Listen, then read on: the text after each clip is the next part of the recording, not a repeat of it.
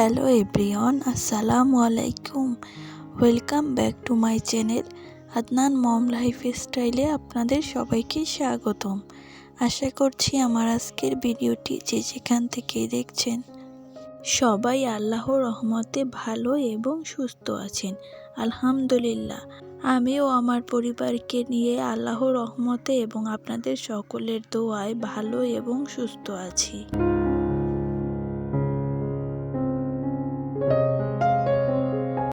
নতুন দিনে নতুন আরও একটা ভিডিও নিয়ে আপনাদের মাঝে উপস্থিত হয়েছি। আশা করছি আজকের ভিডিওটা আপনাদের কাছে একটু হলেও ভালো লাগবে। তো বরাবরের মতো আজকের ভিডিওটা আমি সকাল থেকে শুরু করছি। আর সকালে এই যে এখানে আমি নাস্তা করে নিয়েছি, আর অন্যদিকে বাচ্চাদেরকেও নাস্তা করিয়ে দিয়েছি। তো আজকে একদম সিম্পল নাস্তা করছি, চা আর এখানে যে চানাচুর দিয়ে মুড়ি নিয়ে খাচ্ছি। তো সকালে, এটা একদম সকালে না, এটা প্রায় 10টার দিকে। তো সকালের দিকে হালকা একটু নাস্তা করা হয়েছে, তারপর আর কি এই যে চা আর মুড়ি এখন খাচ্ছি। তো যাই হোক, খাওয়া দাওয়া শেষ। আর এই যে এখানে বাচ্চাদের জন্য বাচ্চাদের বাবা খেলনা নিয়ে আসছে। তো সেই খেলনা পেয়ে কিন্তু তারা অনেক বেশি খুশি। তো তারা কিন্তু এই কিছুক্ষণ এটা নিয়ে খেলবে, তারপর এটা ভেঙে চুরে যে কী করবে তার কোনো ঠিক নেই।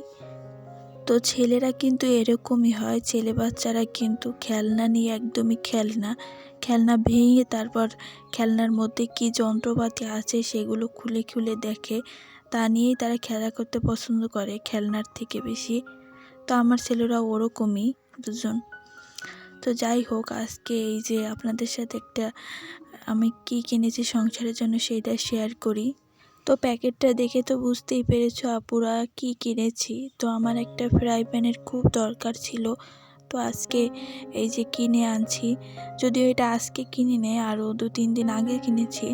তো আজকে ভিডিও করে শেয়ার করছি।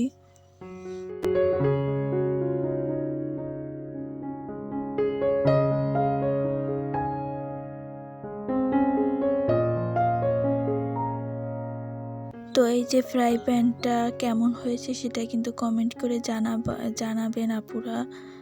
তো ফ্রাই প্যানটা ছিল কিয়ামের 28 cm এটা। তো আমার অনেক দিনের শখ ছিল এরকম একটা ফ্রাই প্যান কেনার, কিনবো করলেই তো আর আমরা কিনতে পারি না। আমরা তো মধ্যবিত্ত ফ্যামিলির মানুষ, আমাদেরকে কোনো কিছু কিনতে হলে কিন্তু অনেক বুঝে শুনে, তারপর অনেক ধৈর্য ধরে, অনেক সময় অপেক্ষা করে তারপর কিনতে হয়। তো আমরা অনেক সময় ধরে ধৈর্য ধরেই তারপর কিনেছি, একটু একটু করে টাকা জমিয়ে। তো এটা কিন্তু পিছনে ইন্ডাকশন বাটন দেওয়া আছে।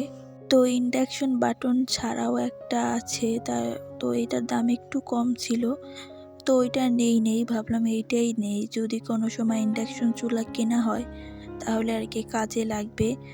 যদিও আমার ইনফ্রারেড চুলা আছে, কিন্তু ইন্ডাকশন চুলা যদি কখনো কিনি আর কি, ওই চিন্তা করেই কিনেছি। তো সাথে এই যে একটা স্প্যাচুলার কিনেছি, এটা ছাড়া তো লাড়া যাবে না স্টিলের খুন্তি দিয়ে, তো এটাও কিনে নিয়েছি একসাথেই। তো আমার এই ফ্রাই প্যানটা কেমন হয়েছে সেটা কিন্তু কমেন্ট করে জানাবেন আপুরা। তো যাই হোক, আজকে আর রান্নাবান্নার তেমন একটা ঝামেলা করি নেই, অফ ক্যামেরা রান্নাবান্না করে নিয়েছি। তো কারণ আজকে এই যে রান্নাঘরের অনেক কিছুই ডিপ ক্লিন করতে হবে, রান্নাঘরের সব কিছুকেই। আমরা ঘরকে যতই পরিষ্কার পরিচ্ছন্ন রাখি না কেন, প্রত্যেক দিনই পরিষ্কার করি না কেন, তারপরও দেখা যায় কি মাসে একদিন অথবা সপ্তাহে একদিন যে সব কিছুকেই দেখা যায় কি ডিপ ক্লিন করতে হয়। তো প্রত্যেক দিনই রান্নার পাশাপাশি কিন্তু এই যে রান্নাঘরের সব কিছুকে একটু মুছে রাখি, পরিষ্কার করে রাখি, তারপরও দেখা যায় কি অনেক ময়লা পড়ে। তো আজকেই ভাবলাম এগুলোকে একটু ডিপ ক্লিন করি, এগুলো একটু একসাথে সব কিছু পরিষ্কার করে নেই। তো এই যে র্যাকগুলো থাকে রান্নাঘরে, সেগুলো কিন্তু অনেক বেশি ময়লা হয়, তো ওইগুলোকেও আজকে একসাথেই সব কিছু পরিষ্কার করে নেব। তো আমাদের গৃহিণীদের কিন্তু দিনের বেশিরভাগ সময় কাটাতে হয় রান্নাঘরে। তো তার জন্য উচিত কিন্তু ঘরের অন্য অন্য জায়গার মতো রান্নাঘরটাকেও কিন্তু খুব সুন্দর করে সাজানো। যদিও আমার রান্নাঘরের অবস্থা অনেক বেশি খারাপ, তেমন একটা ভালো না, তার মধ্যে আবার ছোট। তো যাই হোক, যেরকম আছে, যেটুকু আছে সেটুকুই কিন্তু সুন্দর করে যতটুকু পারি আর কি সাজানো উচিত।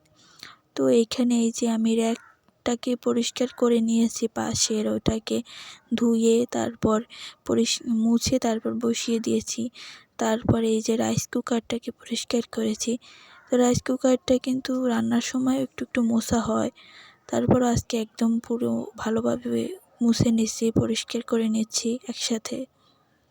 তো প্রথমেই কিন্তু আমি একটা কাপড়কে একটু ভিজিয়ে তারপর পুরোটাকে ভালোভাবে মুছে নিচ্ছি। তারপর একটা শুকনো কাপড় দিয়ে মুছে নেব পানিটা আর কি ভালোভাবে, তাহলেই কিন্তু একদম চকচকে হয়ে যাবে। তো আমরা কিন্তু গৃহিণীরা আমাদের ঘরকে অনেক বেশি সাজিয়ে পরিপাটি রাখতে পছন্দ করি।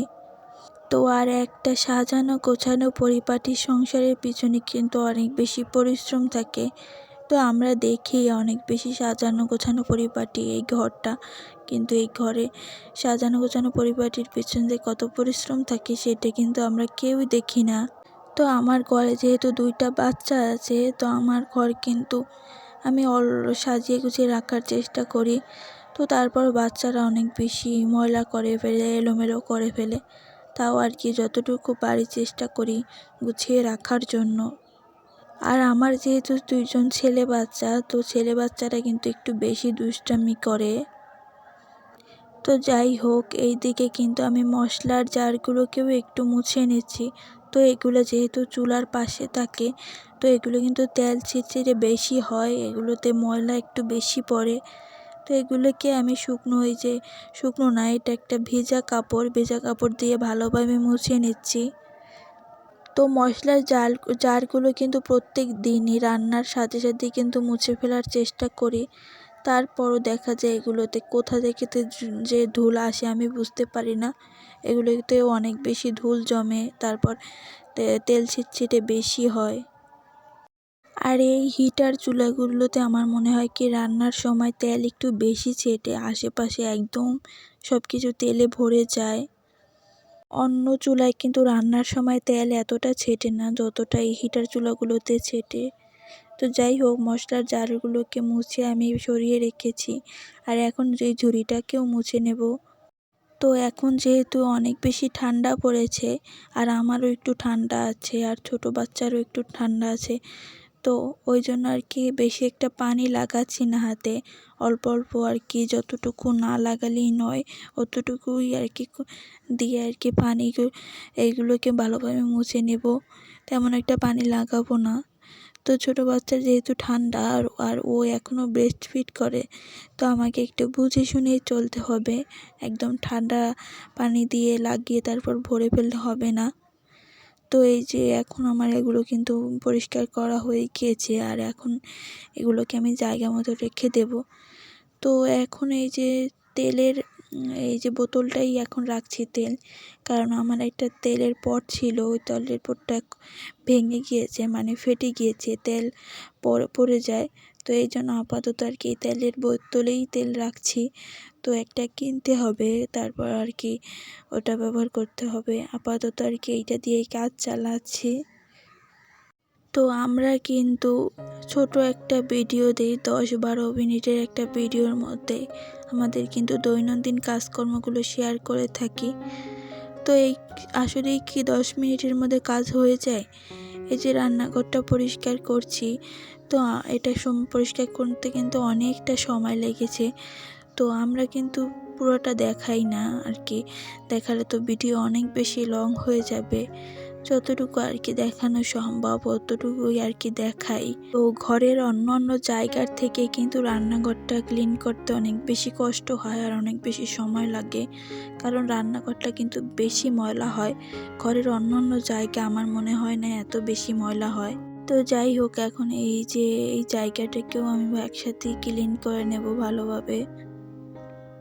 তো কাজ করতে করতে আপুদের কাছে একটা জিনিস চেয়ে নেব, সেটা হলো আমার ভিডিওটা যদি ভালো লেগে থাকে, আর আপনি যদি এখনও দেখে থাকেন আর একটা লাইক দিতে ভুলে গিয়ে থাকেন, তাহলে প্লিজ দয়া করে মনে করে একটা লাইক করে দেবেন আর ভিডিওটা লাইক করে তারপর কন্টিনিউ করবেন।